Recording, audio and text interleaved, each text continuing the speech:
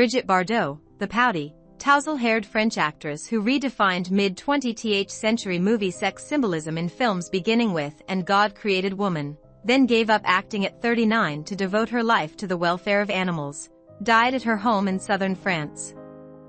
She was 91. The home of Brigitte Bardot's house in France. Her house in France with 14-bedroom Côte d'Azur villa, just 30 minutes from Cannes, has a vineyard, beautifully landscaped gardens and a pool area. The property used to be the Bardot's retreat in her early 20s when she divorced her first husband, Roger Vadim. The stone-built villa, which is divided into two separate buildings, was constructed on a prestigious estate dating back hundreds of years. The residence was completely renovated a few years ago, without losing its French charm. The interiors are amazingly designed.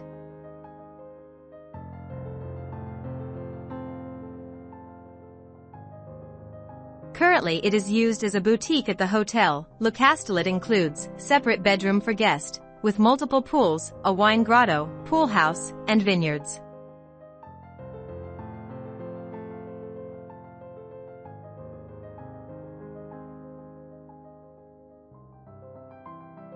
A pool always brings that luxe feel into a residence. This pool is especially luxurious. It's large and secluded by the tall trees around it. Also, the stone used to build the area gives it a raw, very French look.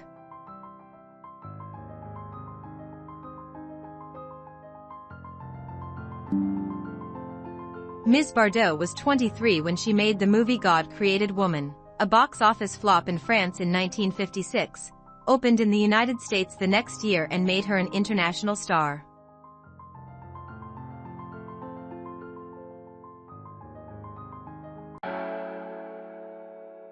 The outdoors are elegant and the materials very well chosen. Stone walkways converge on a main pavilion with a fireplace and an outdoor kitchen. A pool house, 2 infinity-edge swimming pools, a wine cave, private cellars, formal gardens, an olive grove and 3 vineyards fill the remaining grounds.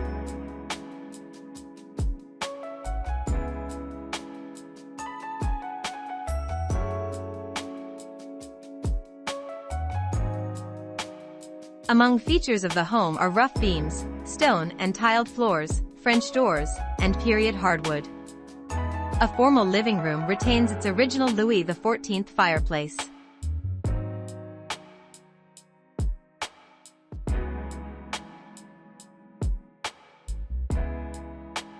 Catching the attention of many French intellectuals and earning her the nickname Sex Kitten.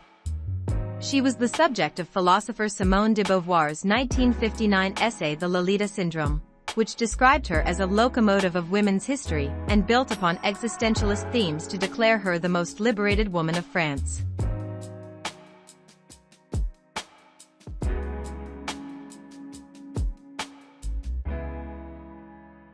In the dining area, the candle chandelier adds a real romanticism to the environment. We can see that it has exposed wooden beams and plenty of light filtering windows.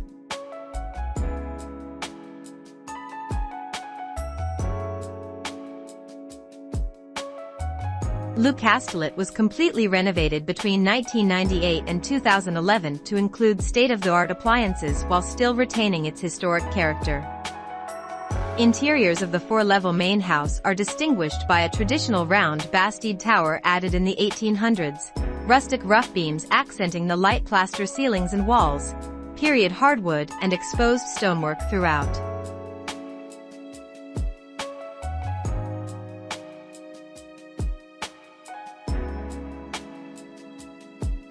Two tiers of enormous stone decks, draped with foliage, invites al fresco entertaining.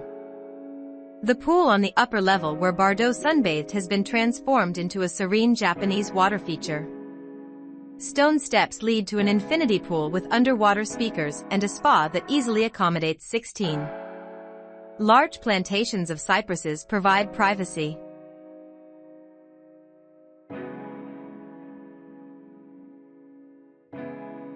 There is an outdoor kitchen with a pizza oven. There is also a small garden cottage hidden among the vineyards. The orchards, terraced with ancient rock walls, include an olive grove of almost 100 trees, 3 vineyards, citrus and fig trees plus a private well housed in its historic stone structure and providing pure mineral water.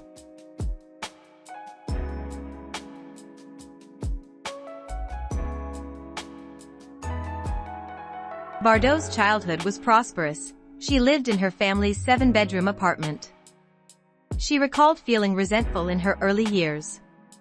Her father demanded that she follow strict behavioral standards, including good table manners, and wear appropriate clothes. Her mother was highly selective in choosing companions for her, so Bardot had very few childhood friends.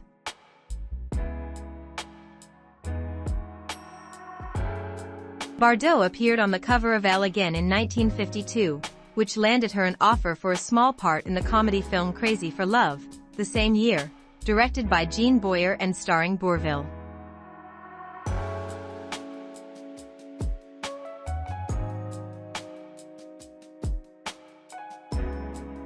In August 2010, Bardot addressed a letter to Queen Margaret of Denmark, appealing for the sovereign to halt the killing of dolphins in the Faroe Islands. In the letter, Bardot described the activity as a macabre spectacle that is a shame for Denmark and the Faroe Islands.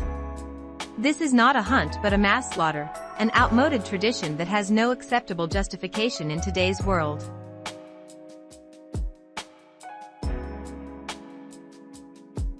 Bardot was married 4 times, with her final marriage lasting far longer than the previous 3 combined.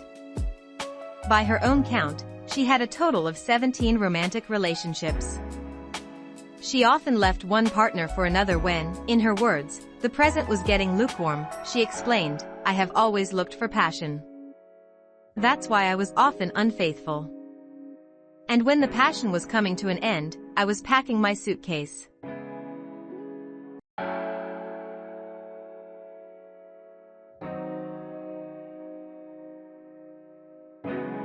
After recovering from an overdose in 1958, Bardot began a relationship with actor Jacques Charrier, whom she married on June 18, 1959. She had an affair with Glenn Ford in the early 1960s. Bardot and Charrier divorced in 1962. Sammy Fry was mentioned as the reason for her divorce from Charrier. Bardot was enamored of Fry, but he quickly left her.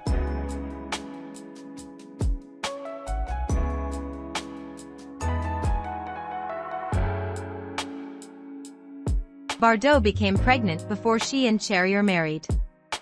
Bardot was extremely dismayed. She had previously stated, "I am not a mother, nor do I want to be one," and sought an abortion. However, abortion was illegal at that time in France. In her book Initials B. Memories, she recalled, "I looked at my flat, slender belly in the mirror like a dear friend upon whom I was about to close a coffin lid." Numerous times, she punched herself in the stomach and asked her doctor for morphine in an attempt to abort the baby. During the final months of her pregnancy, photographers surrounded her house, vying for photos of a pregnant Bardot. Nicolas Jacques Charrier was born on January 11, 1960, 7 months after their wedding. He was Bardot's only child. She had been so wary of the press she decided to give birth at home. Following his birth, Bardot became depressed and attempted suicide.